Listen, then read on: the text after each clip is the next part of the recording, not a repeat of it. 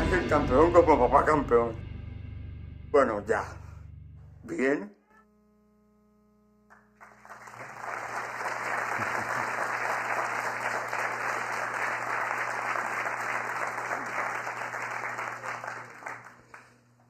Bueno, este promo de la película era una trampa para sacarles un aplauso. ¿Ah? Nos va mejor con la película. Bueno, así se produce audiovisual en Colombia. ¿Cómo hacer realidad un sueño?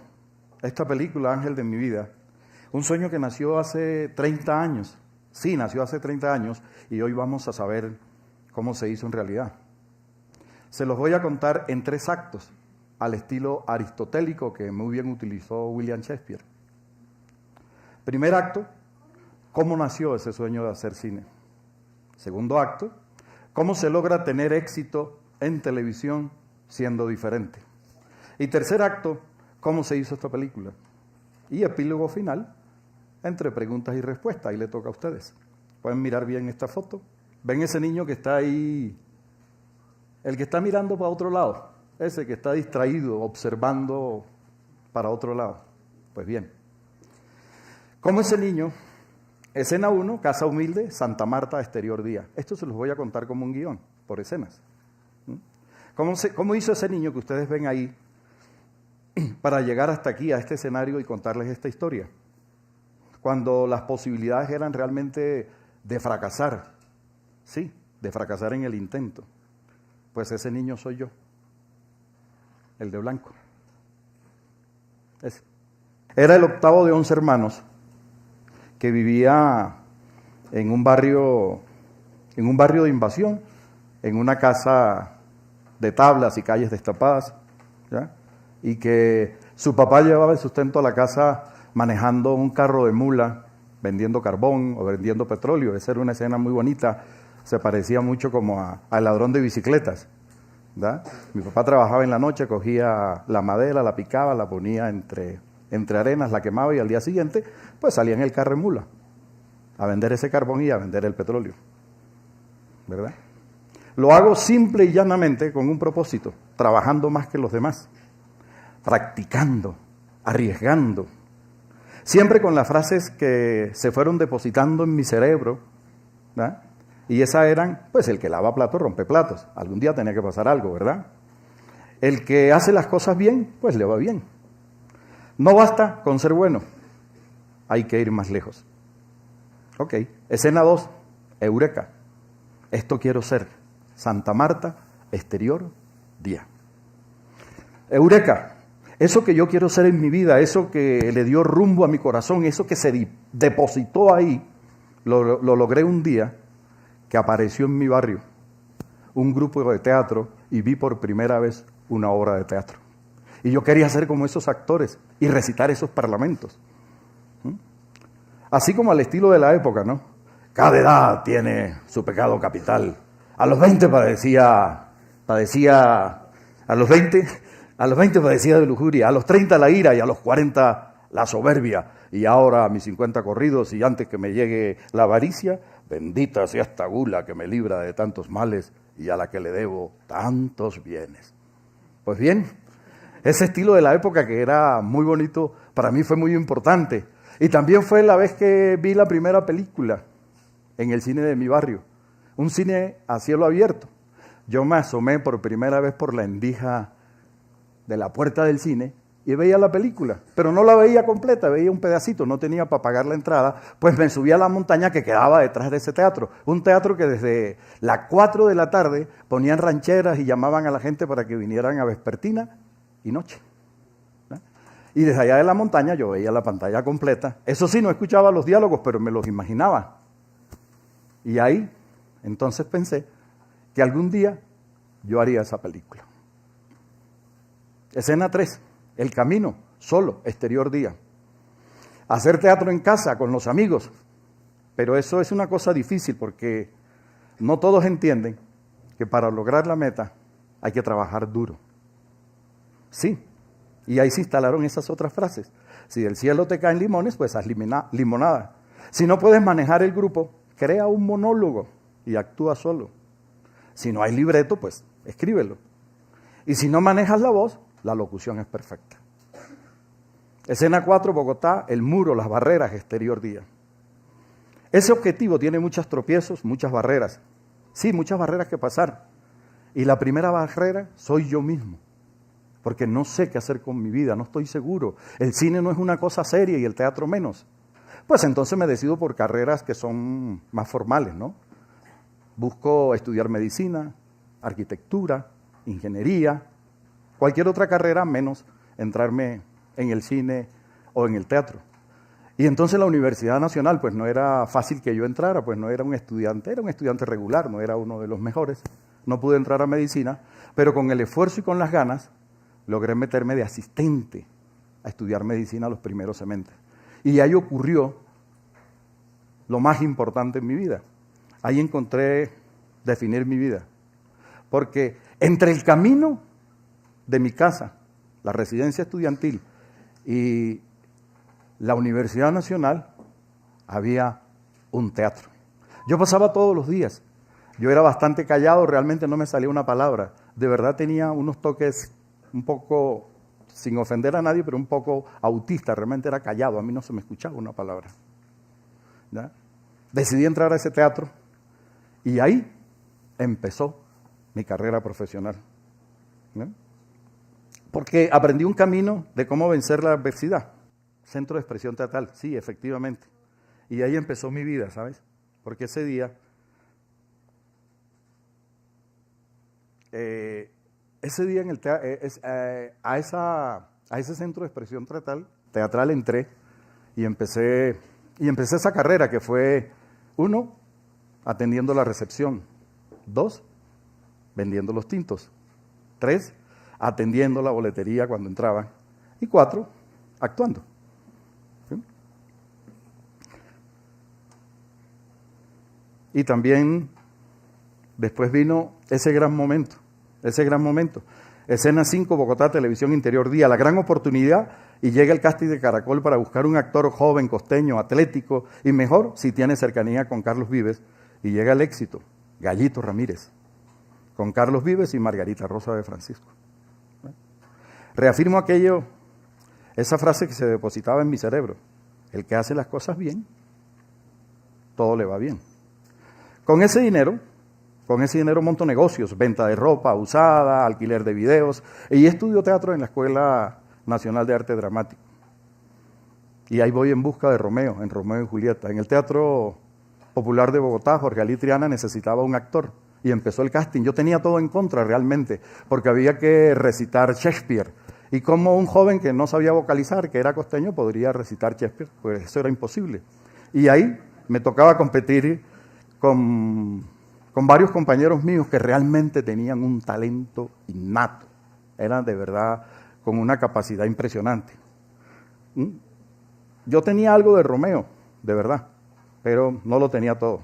Y en ese casting me enseñó algo muy importante: disciplina y entrega y trabajo. Competíamos, y mientras competíamos, la cosa estaba muy fuerte, eran varios días. Estos compañeros talentosos se iban a tomar cerveza. Yo me iba por la noche a trabajar, y a trabajar duro para competir el día siguiente. Y así, poco a poco, le fui ganando 1 a 1 a cada uno de mis compañeros, que yo admiraba mucho y aún hoy sigo admirando.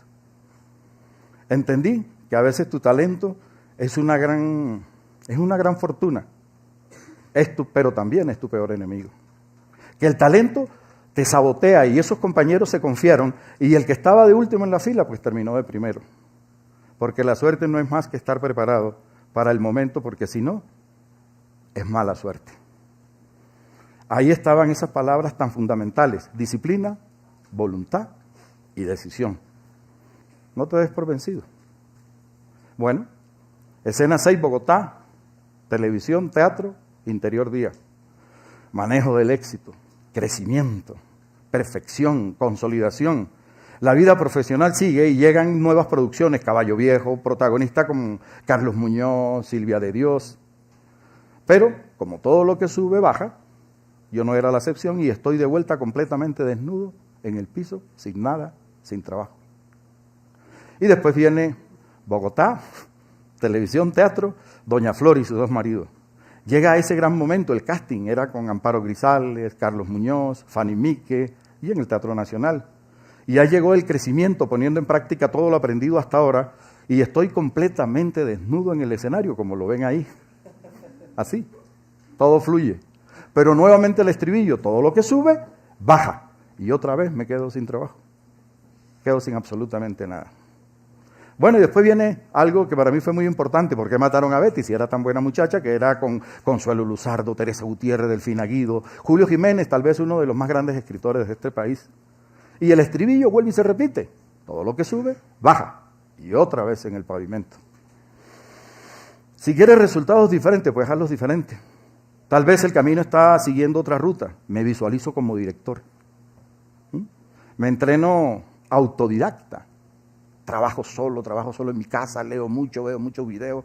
Y la academia en la Escuela de Cine de Cuba, San Antonio de los Baños. Regreso, pero es difícil conseguir trabajo de director en Bogotá y entonces, he ahí el dilema. Decido dejar ser cola de león para convertirme en cabeza de ratón. Así de sencillo. Viajé a la costa y en un canal que apenas estaban haciendo, Telecaribe, me dio la posibilidad de hacer un poco de todo. Me volví productor, director, escritor, actor, inversionista, empresario de televisión con mi propio programa, Tamarindo, que define una línea que después va a ser muy importante en mi vida. ¿Ya? Es un par de psicólogos que tienen una emisora y desde esa emisora ayudan a los oyentes a solucionar problemas. Pues bien, ahí está ese director, escritor, que trabaja temas didácticos, aplicando en la forma un fuerte contenido de entretenimiento. Así encuentro un estilo. Llegan los premios, Inda Catalina, y nuevamente el que lava plato, rompe plato. Todo tenía que pasar, yo seguía trabajando. Regreso a Bogotá y regreso como actor que se convierte en director. Escena 7, Bogotá, RCN, Interior Día. El diferencial, me quedo. Consolidación, Guajira, con el mejor director de Colombia, Pepe Sánchez. Por un hecho desafortunado de Pepe, yo me convierto en director. La muerte de su hermano hace que yo me quede dirigiendo y actuando en Guajira. Digamos que fue la suerte, sí, pero la suerte se crea. La definición de suerte que yo manejo es simplemente estar preparado para cuando se presente la oportunidad, porque si no, es mala suerte. Ejemplo, llega Spielberg a Colombia y pregunta, ¿quién puede dirigir una serie juvenil? Yo, Yuldor. ¿Quién puede trabajar gratis? Pues yo, Yuldor. ¿Vale? Sí, tú quedas, firmas el contrato. Vas a leer el contrato y no entiendes nada y te pregunta Spielberg, ¿y tú? ¿Qué pasó? No, pues que yo no sé hablar en inglés, no sé leer. Y él te va a decir, qué lástima, pero no puedes hacer esa serie, porque para esta serie es muy importante hablar inglés. La buena suerte se convirtió en mala suerte. Así de sencillo. Y así nace ese diferencial que me va a permitir tener más opciones de trabajo, porque ahora soy actor y director. Y así, aquello de que todo lo que sube baja, dejó de pasar. Ahora tenía dos opciones, director y actor. Llega, o sea que llegué para quedarme, llegó la estabilidad. Escena 8, Bogotá, director, escritor, productor, empresario, Exterior Día. Llegué para quedarme, estabilidad, porque ahora tenía mayores oportunidades, los huevos en diferentes canastas, los negocios, la construcción, el transporte, compra y venta de apartamentos, inversión en Transmilenio, taxis y busetas. Ahora además, somos empresarios. Final del primer acto. ¿Okay? Así se produce audiovisual en Colombia. Segundo acto. ¿Cómo tener éxito en televisión siendo diferente? Este tema será, más racional, se lo voy a contar más técnico. Escena 9, Bogotá, RCN, jóvenes, Francisco el matemático, Exterior Día. El diferencial que te va a llevar al éxito. Ese diferencial es un creativo que no solamente maneja el cerebro límbico, emocional, y el rectilíneo sanguíneo, que es propio de los actores, sino que también maneja la corteza cerebral, la racional, eso que se llama inteligencia emocional, que es muy importante para nuestro trabajo. Que tiene, ese personaje empieza a tener una visión detrás de las cámaras y delante de las cámaras, que no solo tiene la posibilidad de representar un personaje, sino que además lo puede crear. Ahora eres un creativo con una visión de 360 grados. Hago de ese diferencial mi fuerza. A veces creemos que la vida es unidireccional y la vemos de un solo color. Perdemos la posibilidad de ver el arco iris completo y disfrutar de todos los colores. Sí, disfrutar de todos los colores porque tenemos miedo.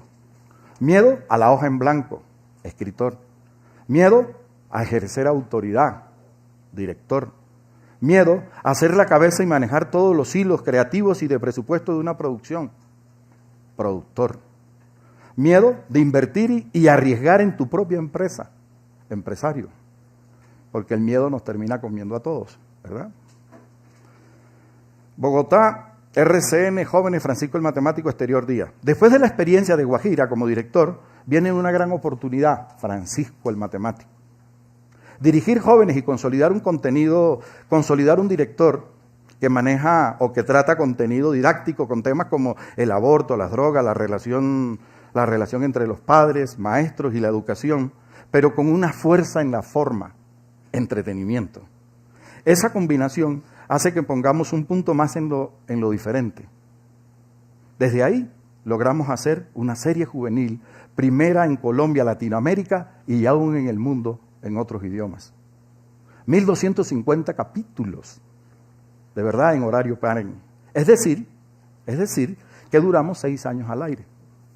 Para que tengan una idea, hoy día se hacen series de 13 capítulos, Netflix, de 40 y 60 capítulos, los canales privados.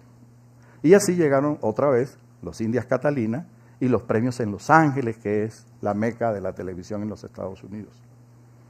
De esa manera se logra el éxito en televisión, siendo diferente. Escena 10, Bogotá, Oriente-Occidente, perfección, Exterior Día.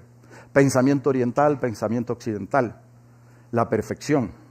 Se creía que hacer creíamos que hacer 1250 capítulos lo teníamos todo, pues no, eso no era suficiente. Pues eso finalmente lo podía hacer cualquiera y en Colombia hay algunos ejemplos. Padres e Hijos duró más, Pandilla, Guerra y Paz también, ¿ya? Pero ninguno de ellos estaba en el horario prime. ¿Cuál fue ese otro diferencial? Trabajar con el pensamiento oriental y no con el pensamiento occidental.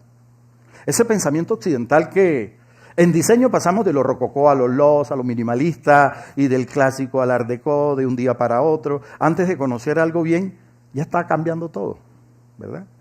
Y en la arquitectura cambiamos la forma, pero no trabajamos en perfeccionar la construcción del buen vivir. Nos gusta lo novedoso que después se va convirtiendo en desechable. Eso es un poco el pensamiento occidental, todo va demasiado rápido. El pensamiento oriental, en la escultura o la pintura, los cuadros duran años haciéndose. Ustedes ven esas tallas en madera muy lindas o ven la muralla china, son perfectos, ¿no? En el teatro no, ¿no? Es la perfección del movimiento, duran años aprendiendo cómo moverse de un lado al otro. Y así se la pasan esos actores hasta que lo logran. Y ustedes los estudiantes no terminan de hacer un corto cuando ya están haciendo otro sin siquiera disfrutarlo. Todo va a las carreras. Y así me desprendo de trabajar con esa línea de pensamiento occidental y profundizo en el pensamiento oriental, la perfección del más mínimo detalle hasta llegar a ese pensamiento ancestral que perdura en el tiempo. Trabajando, ejercitando, haciendo laboratorios de cada día, cada hora, cada minuto, cada segundo, la perfección del método. La unidad móvil se convertía en algo muy interesante. Ahí pusimos algo como si fuera un laboratorio de la NASA. Teníamos VHS, DVDs, libros, series, películas de actuación, diseños de cámara Entre todos estudiábamos ahí mientras hacíamos las escenas. Lo cual quiere decir que estábamos estudiando y nos estaban pagando mientras hacíamos Francisco el Matemático. Eso fue lo que hizo en mí el pensamiento oriental, crecer y llegar a lugares inimaginables, trabajar en busca de la perfección. Recuerdo una escena del primer acto en que dijimos voltear la arepa. Pues bien, la volteamos. Porque la perfección tiene una frase que también es muy peligrosa, ¿no? Y esa se instaló en mi mente. La perfección es enemigo de lo posible, o la perfección es enemigo de lo bueno. Enemigo de lo posible, porque en esa búsqueda que todo salga perfecto, te decepcionas, sufres, no lo crees posible, te vuelves negativo y no evolucionas. Hay que entender que la perfección es un proceso, un camino que hay que disfrutar y que no se puede crear empezando por el final. Cuando nos sumergimos en ese laboratorio, yo quería la escena perfecta, el encuadre de las tres cámaras perfecta, los personajes dispuestos en el cuadro de la mejor manera, con la profundidad perfecta, el actor con la intención perfecta, la vocalización y el fraseo correcto, la posición del cuerpo en expresión corporal correcta. En definitiva, la escena perfecta, escrita perfecta, con ritmo, conflicto y cadencia perfecta, hecha en el tiempo perfecto. Pues no, así no era, porque sufríamos, reventábamos el presupuesto, no alcanzábamos a hacer todas las escenas, y en el mejor de los casos alcanzábamos a hacer 2 escenas, entre comillas, perfectas, y la otra 14 malas, porque nos gastábamos el tiempo preparando esas 2 escenas, pero después teníamos que cumplir el plan con 14 escenas que salían muy regular, porque solo quedaban como 20 minutos por cada escena. El resultado, deplorable. Y lo que es peor, con el sacrificio del equipo que trabajaba y perdía el interés, y los actores obviamente que hacían huelga, ¿vale? Un aprendizaje importante. La perfección se construye a base de imperfectos, pero siempre rigurosos con el diseño y la meta clara. Escena 12, Bogotá, gerencia, autoridad, equipo, exterior, noche. Cuando sales en la mañana, que sales para grabar, ¿ya? Te sientes un director creativo, el más grande del mundo, porque te vas a encontrar con un guión, con unos actores, unas actrices divinas, un plan de trabajo, unos maquilladores, unos productores, el vigilante y hasta la señora que hace los tintos. Y tú vas feliz. Pero cuando llegas al set, ¿ya? Cuando llegas al set te das cuenta que no eres director creativo, sino que eres el comandante de 120 soldados. He ahí el dilema. Ahora eres un comandante de este ejército que debe tener esa palabrita que muchos odiamos y que pocos tienen: autoridad. Y no contentos con esa, hay una más escasa: liderazgo. Y una todavía más escasa: conocimiento. Y como si fuera poco, hay una que todavía es más difícil y que pocos tenemos. No, mentira. Y que a pocos nos toca conseguir y lucharla: humildad. Y otra a la que le sacamos el cuerpo porque nosotros no sabemos manejar los números, ¿sí? Que es la gerencia. Y peor aún, la gerencia del elemento humano. Y no tenemos incluido, y aún no hemos incluido una, que es la bicoca de tener talento. Y es entonces cuando te preguntas si de verdad quieres ser director o de verdad estás preparado para ser director. Bogotá, fácil, difícil, exterior día. Fácil, difícil, solo tiene 2 caminos, es sencillo. Tú vas por un camino y encuentras una Y y decides hacerlo fácil o hacerlo difícil. Es como un partido de fútbol entre fácil y difícil, en el cual fácil te va a hacer muchos goles, pero difícil siempre te va a hacer uno que otro gol, ¿verdad? Así de sencillo. Es fácil ser ese comandante, es fácil tener autoridad, no la autoridad del grito y la imposición que en algunos casos llega hasta el maltrato. Yo me convertí en uno de esos. Yo era así, de verdad, cuando empecé. De ser el que más grita, el que se enoja, el que maltrata al equipo, el que pone nervioso al actor, el que dice palabras que hieren al equipo y que después se pasa todo el día tratando de pedir perdón. Eso me pasó a mí. El que se enferma, el que no disfruta de lo que más le gusta, dirigir.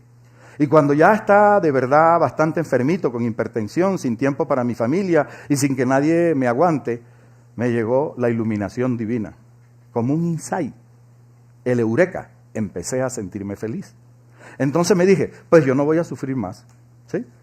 Si no me quieren hacer caso, que si soy el mejor director del país, por ser el mejor pago, que se atengan, porque de ahora en adelante me vuelvo un dictador. ¿Sí? ¿Sí ven qué fácil ser director? Y ya uní dos palabras fundamentales, autoridad y conocimiento. Escena 14, Bogotá, dictador, exterior día, dictador director. Una cárcel, una celda, una obra, Jean Genet, el gran autor dramaturgo francés, obra, severa vigilancia, personaje, ojos verdes. Pues sí, señor, si me da la gana los pongo a correr dando vueltas como caballitos de carrusel, como hacía bailar a las mujeres, porque yo hago lo que me infla el banano. Y desde la otra celda le contesta una mujer, pues a mí no me importa, porque tú eres una bolsa de basura que se pudre. Yo, el director, tenía toda la información, lo había estudiado desde la primera página hasta la última página, detalle a detalle. Cuando la de vestuario dijo, vistámoslo de blanco, yo le dije, como director, me parece bonito color, pero desgastado, mejor a rayas, grises, que se note la pureza teñida del dolor y la maldad.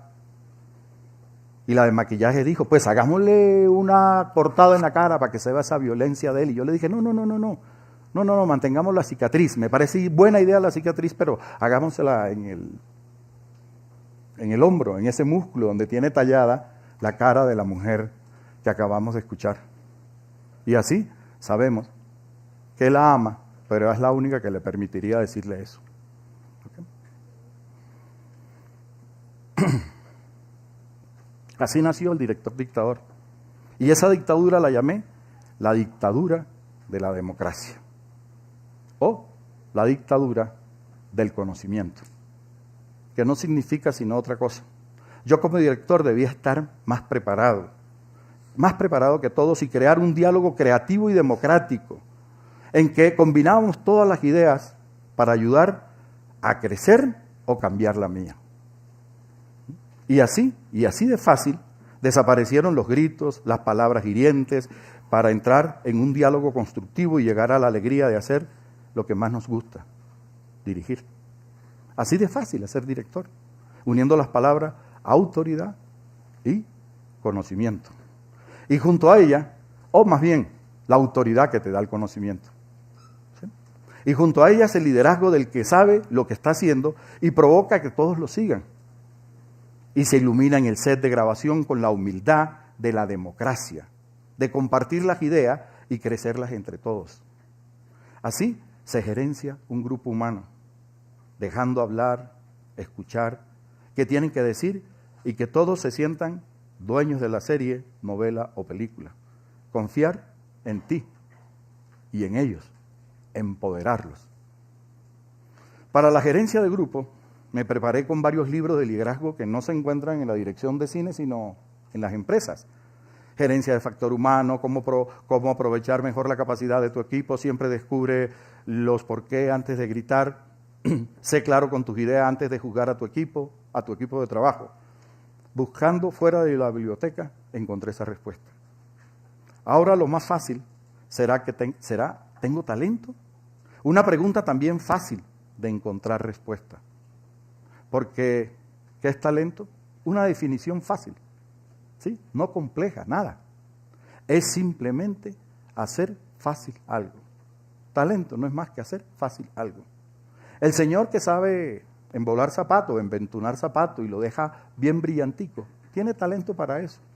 O el deportista que es capaz de durar muchos minutos debajo del agua, es simplemente porque tiene talento para eso. ¿Ya? Y lo tiene que desarrollar y lo tiene que trabajar. Así de sencillo.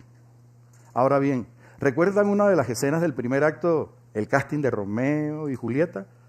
Que le gané a varios compañeros que tenían más talento que yo. Pues una razón, yo tenía disciplina, trabajo, compromiso y mayor rigor que ellos. Así de simple. Ese era el camino. El talento es un enemigo oculto que te sabotea cuando quiere porque te confías y no te preparas.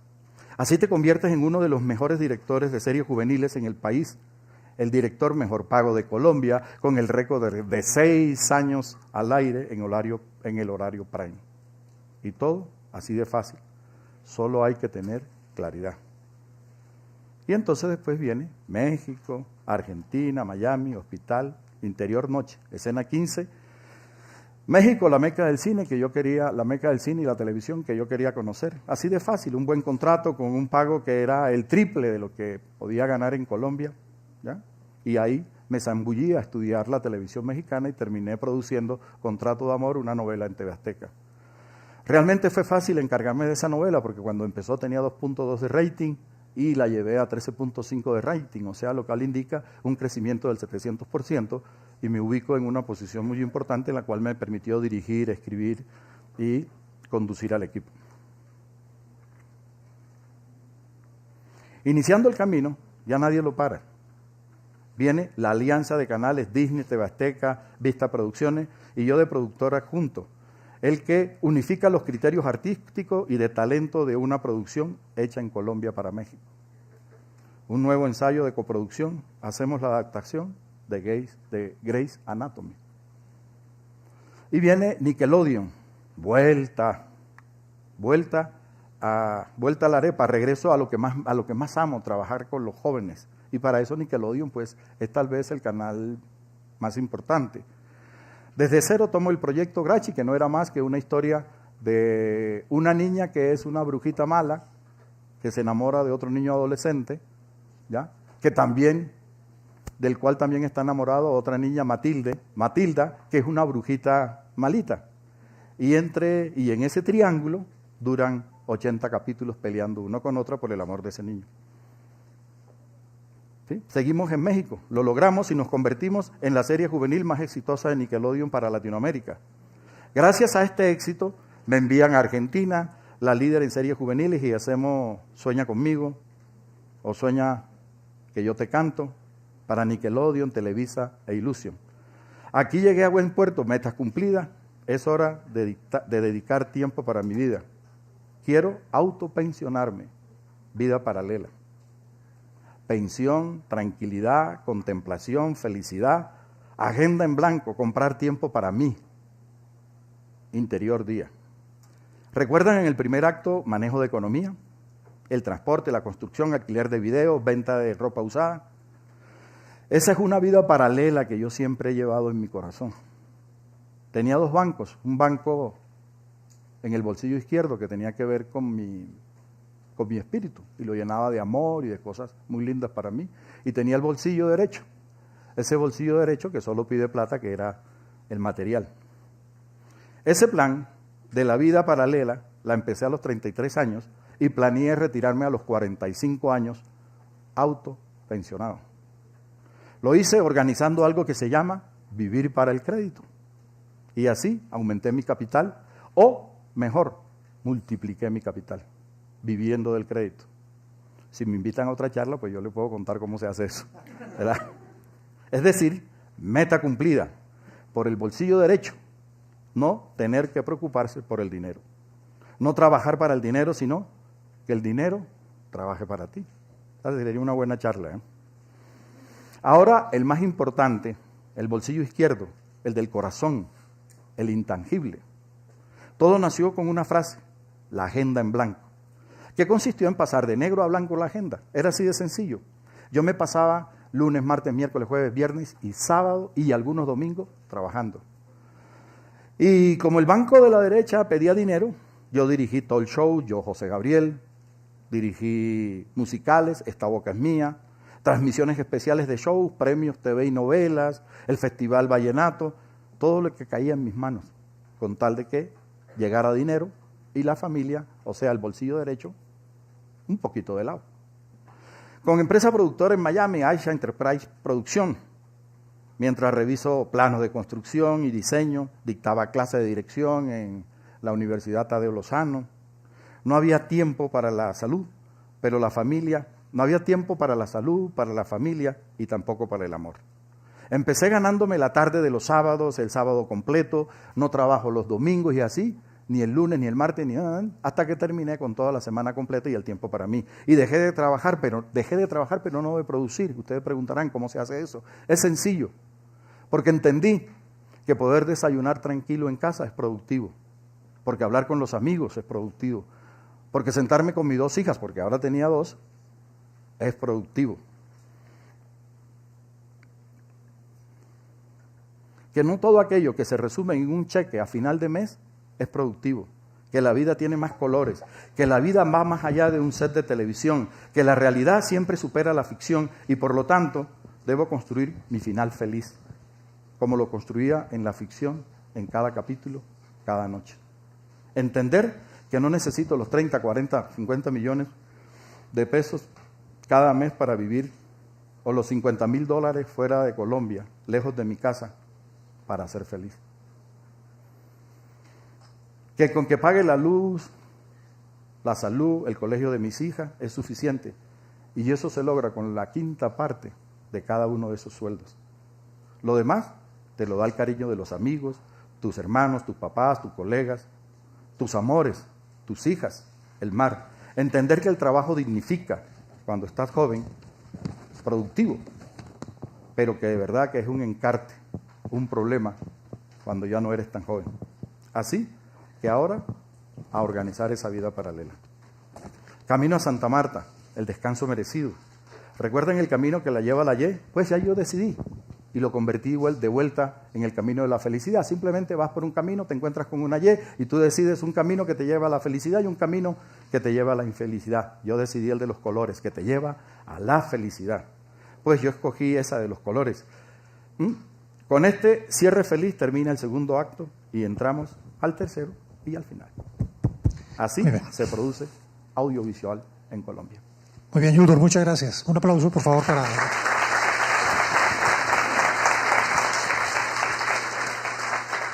Ese tercer acto lo vamos a ver después de la serie de preguntas que vamos a abrir a partir de este momento. Valerie y Debbie nos van a ayudar con el micrófono para rotarlo por el auditorio. Pueden levantar su mano quienes tengan preguntas y quieran ampliar este conversatorio, este Unisabana Ágora. Así se produce audiovisual en Colombia por Yuldor Gutiérrez. Antes de que se presenten las preguntas, Yuldor, que se anime el público para intervenir en esta conversación con usted. ¿Cuál es, en su opinión, la clave para ser exitoso en la realización de audiovisual en Colombia? Si usted diría, este es un elemento que tiene que tener un director, un guionista o un productor para triunfar en un medio tan competitivo como ese y tan inestable como bien lo hemos visto en la exposición que usted nos ha hecho a lo largo de estos últimos minutos. Yo creo que como el hacer audiovisual, intentar hacer exitoso, finalmente está uno solo. Uno se enfrenta solo a todo ese aparataje que acabamos de comentar. Y lo importante es que uno pueda tener un diferencial, cualquiera que sea. O sea, ¿cómo trabajas ese diferencial en ti? Mi capacidad es dirigir novelas, mi capacidad es hacer comedia, mi capacidad es, no sé, hacer noticiero y enfocarse en ese diferencial que yo tengo, ese diferencial que te dice que el talento no es más que hacer algo fácil, es encontrar en ti mismo o que tus maestros te encuentren esa parte que tú haces fácil, desarrollarla, trabajarla y ponerle disciplina y te aseguro que vas a llegar. ¿Cómo encuentra uno el diferencial? Es decir, ¿cómo sé yo qué es lo que me hace distinto de los demás? Sí, yo creo que es cuando uno se mete al audiovisual, encuentra ese eureka, ese insight que te dice qué es lo que te gusta. Uno en un momento descubre en un día esa cosa que te resulta fácil, que cuando estás con tus compañeros le hablas fácilmente. No sé, yo soy un admirador tuyo, por ejemplo, como presentador, como locutor de noticias, cuando lo haces, y veo que te sale fácil, veo que eso te fluye, ¿verdad? Entonces encontrar ese elemento, hacer una revisión y volverse un poco autodidacta y poder ver cómo dirigen, cómo actúan los actores, qué actor me gusta, ¿ya? Cómo trabaja este director, cómo se trabaja la fotografía, cómo se trabaja cada elemento, y eso es lo que te va fortaleciendo. Y ahí vas a encontrar aquello que te resulte fácil, pues métete por ahí. Y a veces que eso que nos gusta, eso que nos resulta fácil, a lo mejor en principio no nos gusta. A mí me pasó. A mí me gustaba la dirección, pero no me gustaba por aquello de la autoridad, y finalmente terminé convirtiéndome en un dictador. Tenía temor por esa autoridad. Pero le fui encontrando el gusto, fui encontrando cómo se hacía, porque me resultaba fácil manejar 5 cámaras, 10 cámaras, 15 cámaras. Era fácil dirigir a los actores, estar con ellos, y me fui descubriendo y poniéndole amor, poniéndole cariño, y eso fue creciendo. Hay preguntas ya, por favor, al fondo hay 2 preguntas para que pasemos el micrófono. Debbie y Valerie, gracias. ¿Ese dictador, director, es la representación de la inseguridad? Es decir, el director grita cuando ya pierde el control sobre su equipo. Sí, porque no está preparado. Yo creo que básicamente es, cuando tú te metes en aquello de la dictadura del conocimiento, es simplemente la autoridad dada por el conocimiento. Y conviertes el conocimiento como autoridad, ya no hay necesidad de discutir. Simplemente se explica, se combinan las ideas, se llevan juntas y se saca un resultado. En ese entonces ya dejas de gritar. Normalmente puede resultar en un set que alguien te dice, señor, mira, le ponemos la cicatriz. ¿Qué cicatriz ni qué nada, hombre? Mira, por favor, te vuelves un poco pesado porque no tienes esa capacidad. Pero cuando la tienes, ya el equipo te lee. El mismo equipo te lee, te dice, no, yo creo que al señor no le va a gustar esa cicatriz en la cara. A él no le gusta esa cosa tan fuerte en la cámara. Hagámoselo en otro lado. Porque el equipo te lee, porque hay un trabajo conjunto entre todos. Bien. Por favor, adelante. Hola, Yulder, buenos días. Un gusto tenerte acá, primero que todo. Mi pregunta es, ¿qué tips como director nos podrías dar a nosotros como estudiantes en cuanto a dirigir a los actores? O sea, ¿qué tips tú como director nos podrías dar? Yo creo que tal vez lo primero es darle confianza, empezar a quererlos, amarlos. Yo tengo aquí el director Jairo Santa, que fue uno de mis primeros directores en Aquelarre, en teatro.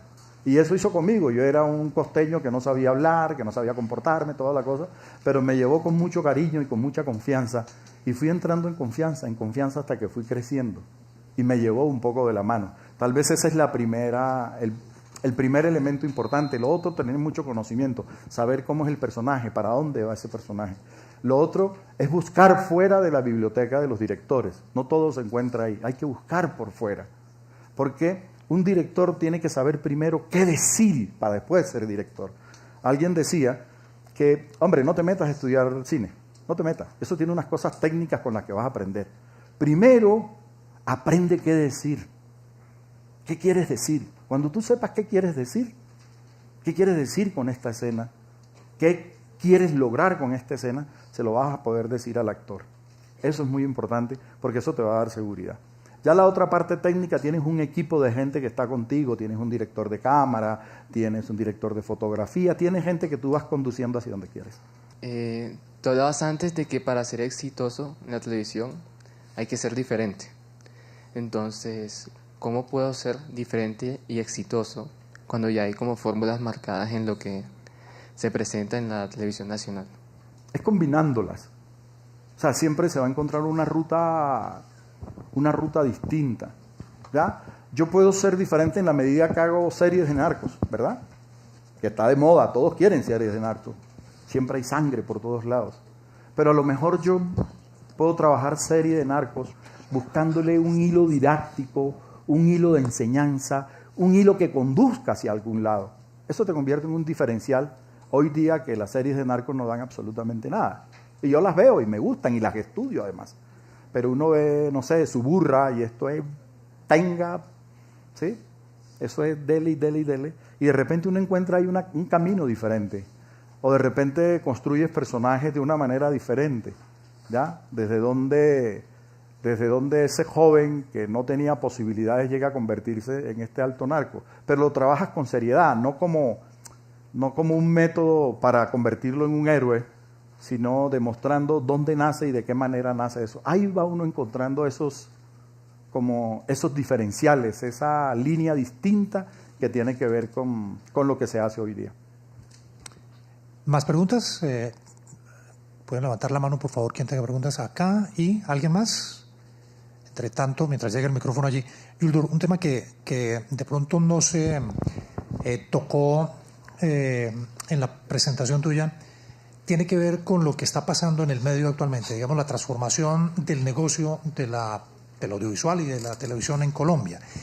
¿Cómo era hacer producción de televisión antes de la disrupción que se está dando hoy en día? ¿Cómo ha cambiado el negocio, brevemente? Yo creo que básicamente el negocio no trabajó en esos dos bolsillos. Yo creo que el negocio trabajó solo en el bolsillo derecho, ¿ya? Y la gente responsable de los canales trabajó mucho por ese bolsillo y se llenaron y metían mucho dinero ahí, mucho dinero. Y nunca trabajaron por el izquierdo, que tiene que ver con un tema espiritual, un tema de acercarse a la gente, un tema de conducir a la sociedad, un tema, una manera de entregarles algo positivo. Yo estoy seguro que si eso se hubiera trabajado en profundidad, hoy día difícilmente las nuevas plataformas, los nuevos medios digitales, le estarían quitando ese espacio, porque los tendríamos metido en el corazón. Y eso no se pierde, eso no se va a perder nunca, porque lo tienes ahí. Por eso escuchamos la música de antes, una música que nos gusta, porque está tan bien hecha, tan bien lograda, que por mucho reggaetón que haya, que a mí me gusta, que a mí me gusta, ¿ya?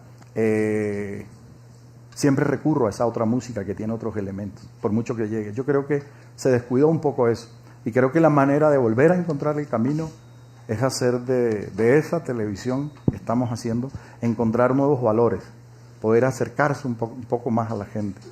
Una televisión que pueda, por ejemplo, colaborar con la inseguridad. Una televisión que, por ejemplo, colabore con un tema tan grave como la corrupción. Que haga un trabajo sobre eso, pero de verdad. No porque sea una noticia. No porque sea la noticia de hoy y se olvida mañana. ¿Sí? Porque lo trabajan todo como si fuera una telenovela simplemente para encontrar rating. El día que eso cambie, yo creo que vamos a rescatar de vuelta ese espacio que hemos perdido. La televisión gringa lo hizo. Y lo ha hecho de mala manera. Yo crecí viendo televisión gringa como la mayoría de mi edad. Era lo que veíamos, ¿no? Pero después la televisión colombiana le ganó ese espacio. Y ellos volvieron a hacerlo por otro lado. Y se nos metieron por otro lado y se nos han metido. Y ya no hay manera de sacarlo, por lo menos dentro de un tiempo. Se metieron con la sangre, con el plomo, contando nuestras historias de manera distinta. Bien, acá, ¿alguien más? Levante la mano, por favor. ¿Quién tiene pregunta enseguida? Adelante. Hola, muchas gracias primero pues por estar aquí en este espacio en nuestro FIA Fest. Mi pregunta va hacia, ¿usted cree que para que un director pueda llegar a ser exitoso es importante que aprenda a manejar el equilibrio entre su parte artística y todo este contenido emocional y narrativo que quiere transmitir y el hecho de tener una conciencia con respecto a que está en una producción, o simplemente un director puede desentenderse de todo el hecho logístico que puede llegar a tener una producción y concentrarse en lo que quiere decir y todos los conceptos y mensajes que tiene pues en la cabeza? No, yo creo que un director tiene que ir a eso que le llamamos la inteligencia emocional. O sea, si un director solo se mantiene en su rectilíneo, pues que es esta cosa pasional y fuerte, esta cosa sanguínea, muy seguramente le van a salir cosas muy fuertes y muy interesantes. Pero si no maneja esa corteza que es racional, que te dice qué es lo que hay que hacer y cómo hay que hacerlo, y que hay que tener visión de todo lo que está al otro lado, yo creo que difícilmente logra ser un buen director o un excelente director.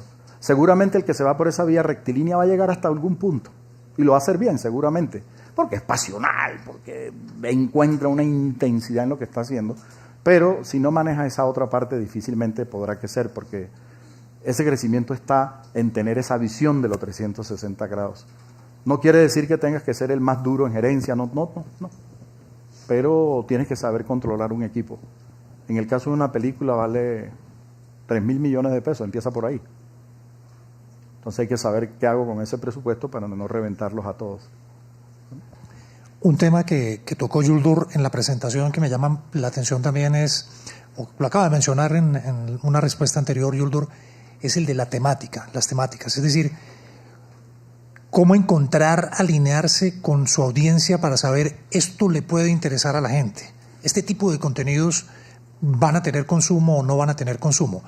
Cómo detectar que yo estoy simplemente construyendo un contenido que me interesa a mí, que me parece particularmente interesante a mí como director, pero no sé si eso le vaya a interesar masivamente a la gente, si le vaya a llegar al público.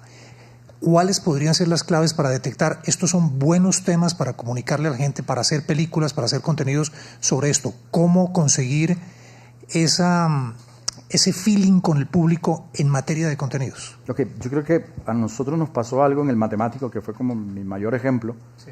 Bueno, aquí está el compañero Guevara, uno de los guionistas de esa serie. Ellos tenían una genialidad, tenían una capacidad, y eran jóvenes comprometidos con la sociedad, eran pelados que te hablaban, y siempre que te hablaban de cómo estaban jodidos los jóvenes, ¿verdad?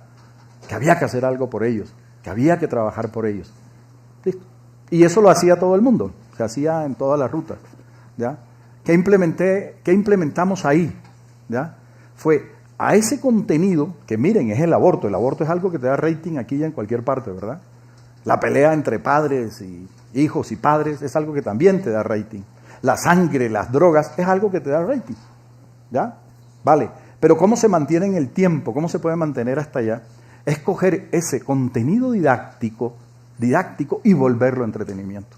O sea, darle la vuelta. Que no te descubran que estás siendo un poco didáctico. Que no te descubran que estás dando una cátedra. Sino que te lleve ese juego, esa diversión, ese camino en que tú no sabes si te están hablando a ti, le están hablando a tus hijos, pero que te está encantando y que te están gustando esos personajes. Yo creo que esas son como las rutas, ¿sabes? Poderle poner mucho entretenimiento a lo que haces, cualquiera de los temas. ¿Hay olas temáticas? Es decir, hay temas que son interesantes hoy en día que no lo fueron hace 10 años o hace 15 años, o que en el futuro hay temas que hoy no toquemos que vayan a ser temáticamente interesantes para el público. Yo creo que sí, yo creo que hay un tema que siempre ha sido fuerte, pero que hemos perdido la manera de contarlo, que tiene que ver con el amor. El amor es supremamente importante, ¿no? Hay que darle la vuelta. O sea, cuando las cosas no funcionan así, hay que volverle a dar la vuelta y volverlo a encontrar. Por eso grandes historias que todavía, y uno en estas presentaciones recurre a ellas, porque tenían un fuerte contenido de amor. No sé, Café, aroma de mujer. Era una historia de amor, pero aprendimos de café, ¿no? Hay esas historias. Y encontrarlas, ojalá yo tuviera la forma de cuál es, cómo salirse un poco de esta televisión oscura, esta televisión que nos está llevando como a un país que no nos gusta, sentir a la gente un poco aburrida, como tocada, como que no hay nada que te indique yo voy a ver esto me da alegría, esto me satisface, voy a sentarme con mis hijos a verlo, voy a sentarme alrededor de televisión. No hay. Yo creo que hay que encontrar ese yo no sé qué, ese yo no sé dónde, que pueda unir a la familia y volver a ver. Ese creo que podría ser un camino interesante, que ojalá yo tuviera la fórmula de cuál es. Bien. Si no hay más preguntas, ¿hay alguna pregunta para que continuemos con el tercer acto? Entonces, yo lo dejo con el tercer acto. Adelante, por favor. ¿Otra vez? Bueno, ahora sí ya vamos a concluir esta parte. Así se produce audiovisual en Colombia. Tercer acto. 10 años más tarde. El acto de los sueños cumplidos. Porque yo me retiré hace muchísimo tiempo y me fui. Y pasaron 10 años disfrutando de la pensión y del autopensionado, gracias a esa vida paralela. Escena 17, Bogotá, la película Exterior Día. Un sueño que nace hace 30 años o más, tal vez los 33 años de Cristo, cuando ya Él había hecho absolutamente todo. Un sueño que recuerdan las primeras escenas del primer acto, en el cine de mi barrio. Okay. 3 décadas para realizar este sueño bajo el pensamiento oriental, que ya conocemos, en busca de la perfección. Este guión nace un domingo 9 de septiembre del 2007. Nace cuando decidí trabajar la inclusión en el mismo seriado Francisco el Matemático que estábamos haciendo. Incluí en la historia a un niño con síndrome de Down, ¿ya? Y lo incluí solo con la intención de darlo a conocer, de hacerlo feliz, de que fuera un niño dichoso, de que estuviera bien. Esa era mi intención, la intención de los guionistas y la intención de todo el equipo. Pero ese niño nos enseñó a nosotros cómo ser feliz, cómo vivir con alegría y cómo mirar el mundo con otros ojos, los ojos del corazón. La vuelta fue al revés. Tener ese niño en el ser es una cosa de verdad impresionante. Esa tranquilidad, esa paz que manejaba ese niño, esa alegría por cada detalle, cada cosita que se le decía, nos fue enseñando a nosotros y aprendimos a ser feliz, ¿ya? Y a partir de ahí me hago la pregunta, ¿ya? ¿Qué pasa en el seno de una familia que le nace un niño discapacitado? ¿Qué pasa si lo rechazan? ¿Qué haría yo, Yuldor? ¿Qué hacer para que esa familia entienda que lo que tiene en su casa es un ángel, como nos pasó a nosotros en la producción? Que nosotros descubrimos las bendiciones de tener entre nosotros un verdadero ángel, que nos sacó de la rutina y aprender a valorar lo que teníamos. Ahí nació Ángel de mi vida, la película, el promo que ustedes acaban de ver. Me visualicé haciendo esta película y como soy de estructura, empecé. Si se dan cuenta que yo siempre tengo como estructura, voy como por parte. Empecé también con los 3 actos. Preludio, un padre que le nace un hijo discapacitado. Primer acto, planteamiento del rechazo, nace el hijo primogénito, más esperado, pero nace con síndrome de Down. Segundo acto, desarrollo del rechazo y hacer querer el protagonista versus odiar al papá.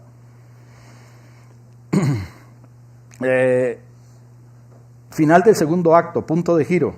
¿Qué hacer para que la familia conviva con Ángel? Tercer acto, convivencia de la familia con Ángel y reconocimiento de sus valores.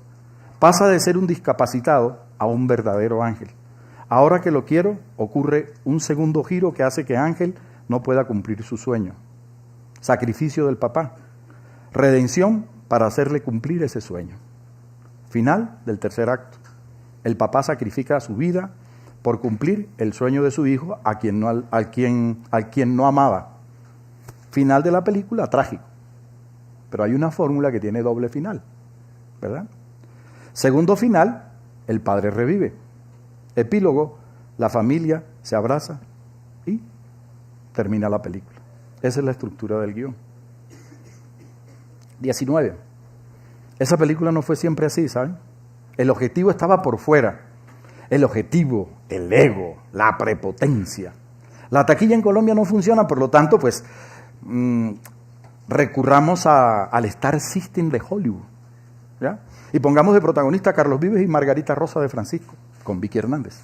Así la intentamos hacer, ¿ya? O un casting más grandecito, Víctor Mayarino, Alejandra Borrero y Vicky Hernández, así estilizado al estilo Michael Douglas, ¿ya? Bueno, pero, qué fortuna que en Colombia sea tan difícil hacer una película. Así que tenemos 30 años para madurar una película. Y el tiempo es sabio. Otra fortuna, como no hay dinero, debes enviar a concursar ese guión, ¿verdad? Y ahí te metes en otro mundo. Estos amigos míos que yo quiero muchísimo y que los admiro muchísimo además, en esos concursos básicamente, en la mayoría de los casos, no en todas, obvio, ganan aquellas películas que son bien aburridas, tristes, negras, oscuras, ¿ya? Y entonces me metí por el camino del cine de autor y también tomé el guión y lo adapté, ¿ya? Entonces hice del protagonista un pescador negro, inclusión, y la mamá una cantadora, pescadora también, ¿ya? Y así entraba ese concurso. Pero también había la posibilidad de darle un aire internacional a ese guión. Todo esto ocurrió durante esos 10 años. Ahora la búsqueda del dinero y el productor que se entusiasma. México, ideal porque yo estaba allá. Y México hace muchas películas. Miami, Andy García le puede interesar porque es un actor latino con éxito en Hollywood. Ahí podemos tener posibilidades, pues la adaptamos a Miami, ¿ya? República Dominicana, porque había un beisbolista que podía ser el protagonista de la serie y además el el jefe de la Liga de Béisbol de República Dominicana tiene una cercanía con el tema del síndrome de Down. Entonces, ahí había una posibilidad de conseguir dinero. La adaptamos a República Dominicana. Argentina, que ya había hecho temas de síndrome de Down, por lo tanto tiene una mayor sensibilidad con el tema. Había una posibilidad, además ahí está Ricardo Darín, maravilloso. Todo este recorrido que hizo que manoseáramos el guión, lo manoseáramos, lo trabajáramos, lo cambiaron. El guión lo trabajamos en toda su dimensión y fuera tomando forma, hasta que al final sale la película que rodamos, esta que ustedes vieron aquí. 21, última escena. Esta película la que rodamos, Exterior Día. Este recorrido de 10 años lleva a encontrar el objetivo de por qué hacer cine. El verdadero propósito por el que yo hago cine. Y encuentro que el cine es cercano a la literatura, un trabajo íntimo, individual, en el que sale todo de ti, de tu alma, y que es ahí, en ese lugar de tu intimidad, donde está esa película que quieres. Y es entonces cuando la visualizas, te enfocas, adquieres un compromiso y trabajas duro por la idea. Trabajas en ti, en lo que hay dentro de ti. Para sacarlo ya no buscas aprobación de nadie y empiezas a divertirte con lo que estás haciendo. Y no aparece el yo que te dio y aparece el Dios que te dio tu diferencial, el contenido, lo didáctico con una fuerza en la forma, el entretenimiento. Un cine con un propósito, ese es nuestro diferencial. Un cine con un propósito. Aquí se une el empresario y el creativo, donde nace el emprendimiento. Emprendimiento que es fundamental para hacer una película, que de arrancada, ya lo dije antes, necesitas unos 3.000 millones para estar empezando con esa película. El camino, regresar a Santa Marta, el Caribe, o a hacer... Y una cosa que fue muy importante en el pasado, volvemos otra vez después de 10 años, ¿ya? Dejar de ser cola de león para convertirte en cabeza de ratón. Se vuelve al comienzo. Hay que formar jóvenes en la costa porque no había cine, no hay cine, no se hace mucho, ¿ya? Entonces, así creamos alianza con Telecaribe, ANTV y la Universidad del Magdalena, desarrollando proyectos como La Niña Emilia, Aníbal Sensación Velázquez, Tres Golpes y Pescadito. Eran series cortas de 8 capítulos, 3 capítulos, para formar todo el equipo que teníamos con nosotros. Con el que logramos crear en la costa un equipo creativo capaz de realizar una producción excelente con los parámetros internacionales que se necesitan hoy día. Todos trabajando con el concepto de economía colaborativa. Sencillo, eso es sencillo, no es solamente sino poner tu talento. El sueldo de un director de fotografía, si lo podemos plantear, son 25 millones de pesos. Pues se le pagan 10 y los otros 15 quedan invertidos en la película y eso tendrá un retorno cuando la taquilla funcione. Así creamos esa economía colaborativa con el propósito de crecer y llegar al final y hacer nuestra película sueño cumplido. Así llegamos al final y cumplimos el objetivo. ¿Por qué? Porque amamos, eso diría como logramos el objetivo porque amamos el audiovisual. Respuesta, porque es el arte para el que tenemos talento. Porque así me comunico más fácil. Porque para mí es como escribir un libro. Porque me hace feliz simplemente. Porque el propósito es ser feliz. Y ya. Por eso hacemos cine.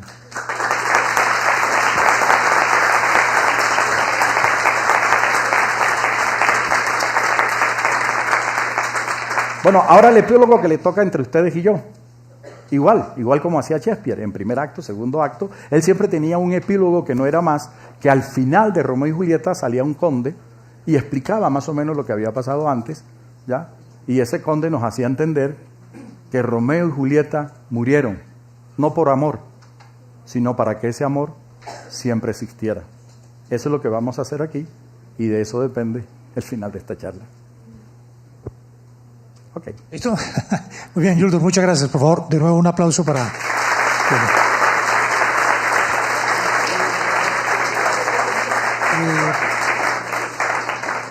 ¿Qué propones para ese epílogo de este tercer acto? Como quieran, ustedes vieron un corto, un promo de la película, que no es un tráiler, es un promo, que se utiliza normalmente para vender la película, para llevárselo a empresarios, para que entiendan qué es la película. Normalmente un tráiler tiene una duración de 2 minutos, esta tiene una duración de 4 minutos porque busca explicar qué es la película y cómo conseguir inversionistas a través de la ley de cine y todos esos propósitos. Si quieren, nos enfocamos ahí, pero igual estamos abiertos a todo lo que queramos. O sea, ¿vas a pasar el tráiler? No, ya lo pasé. Ok, entonces, ¿cerramos aquí? Sí. ¿Hay preguntas? ¿Hay alguna inquietud del público? Al fondo, por favor. Debbie, allí, por favor.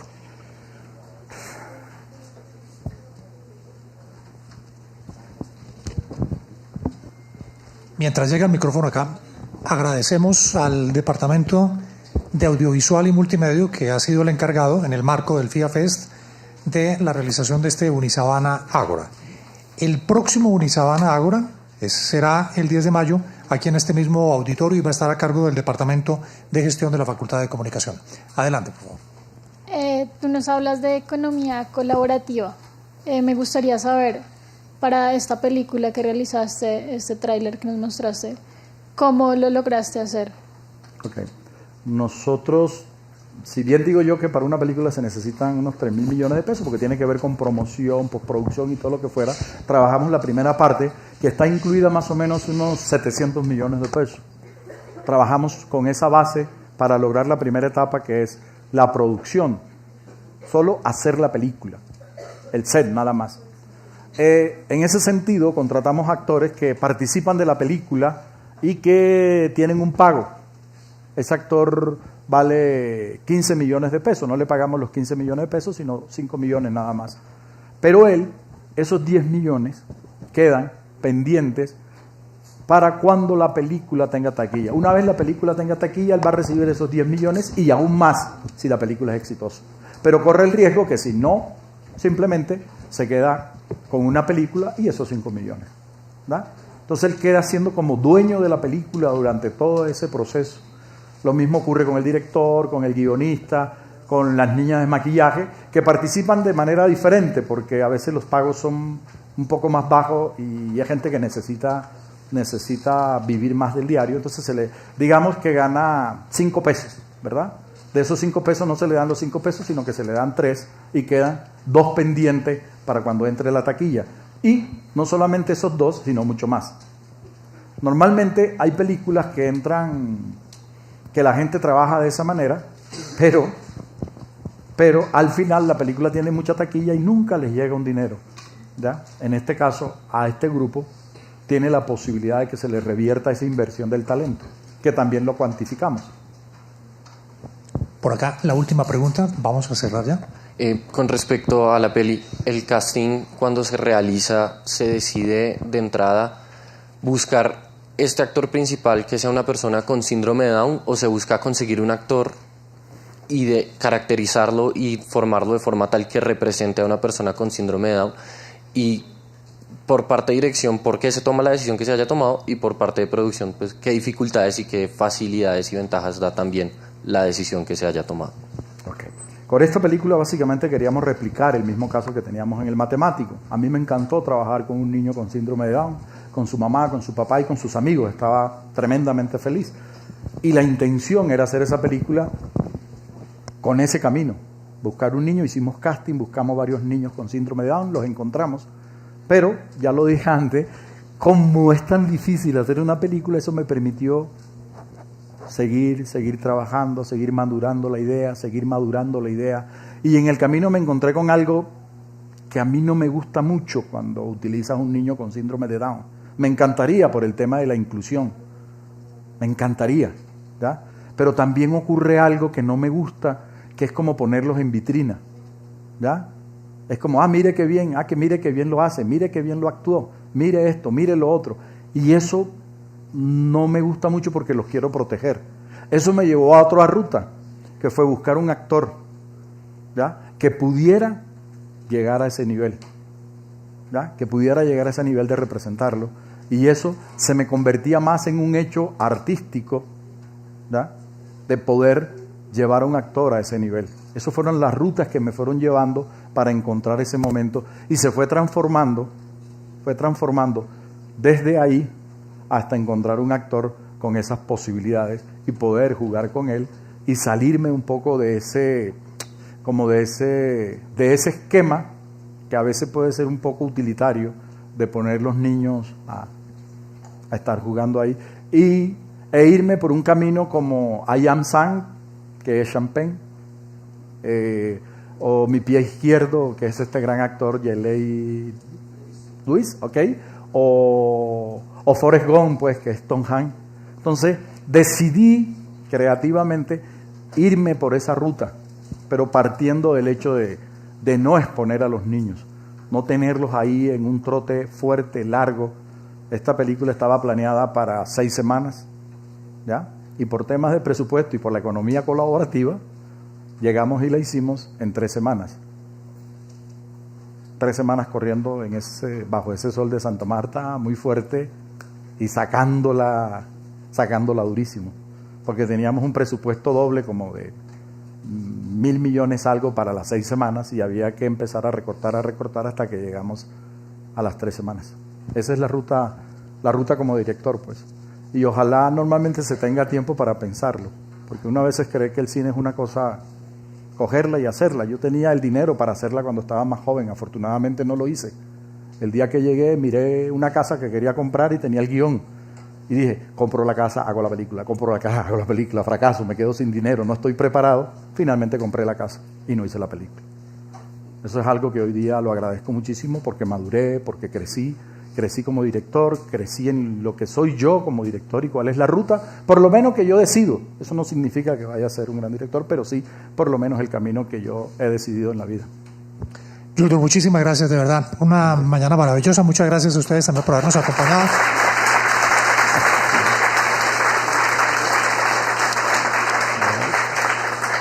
Y así terminamos este Unisabana Ágora. Así se produce audiovisual en Colombia. Yuldur, muchas gracias. Muchas gracias a ti. Gracias, hombre.